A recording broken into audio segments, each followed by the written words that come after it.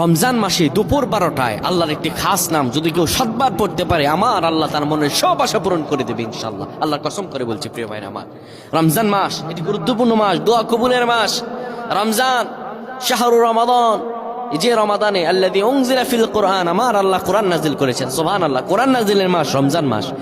কোন ব্যক্তি যদি রমজান মাসে দুপুর 12টা যখন বেড়ে যাবে, দুপুর 12টা বেজে যাওয়ার পরে মানুষগুলো তখন যদি আল্লাহ তাআলার এই খাস নামটি 7 বার পড়তে পারে, আমার আল্লাহ তার সব দোয়া কবুল করে দিবেন। কি অবস্থায় আছেন আপনি?